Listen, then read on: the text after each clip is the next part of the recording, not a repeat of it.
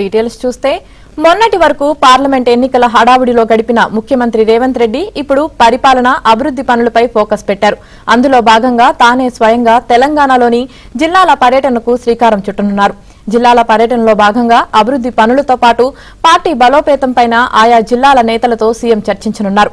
ఈ క్రమంలోనే రేపటి నుంచి తన సొంత జిల్లా పాలమూరు నుంచి జిల్లాల టూర్ ప్రారంభిస్తున్నారు.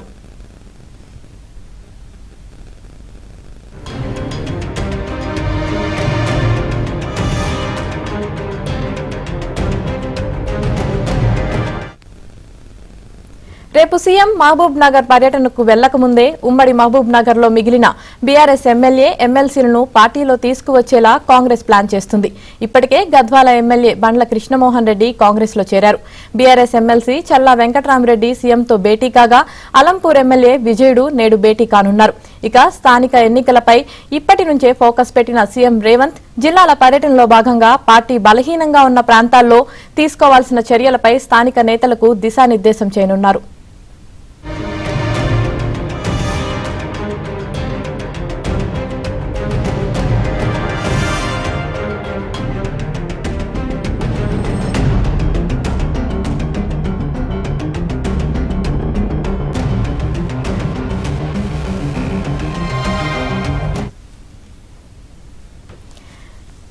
రేపటి నుంచి సీఎం రేవంత్ రెడ్డి జిల్లాల పర్యటనకు వెళ్లనున్నారు. ఇదే విషయానికి సంబంధించి మరింత సమాచారం మా ప్రతినిధి సిద్ధార్థ్ లైవ్ లో అందిస్తారు. సిద్ధార్థ్.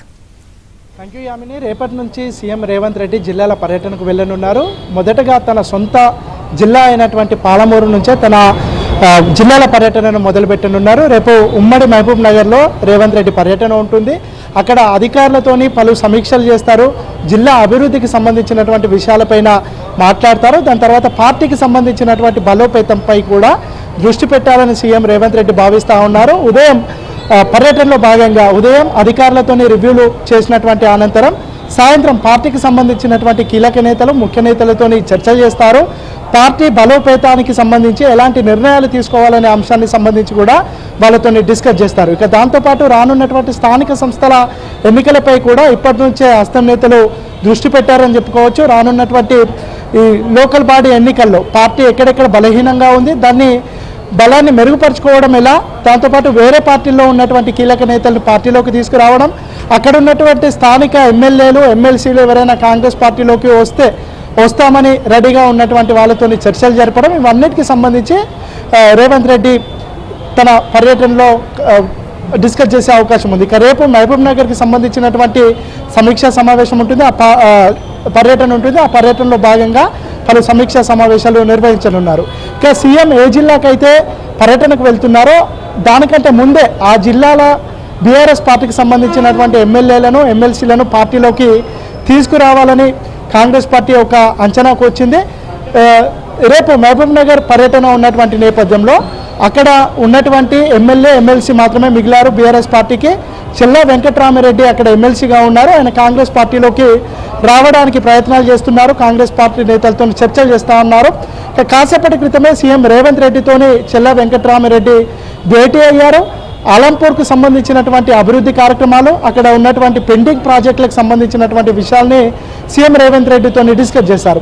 ఇంకా అక్కడ ఉన్నటువంటి ఎమ్మెల్యే అలంపూర్ ఎమ్మెల్యే కూడా ప్రస్తుతం బీఆర్ఎస్ పార్టీలో ఉన్నారు విజయుడు.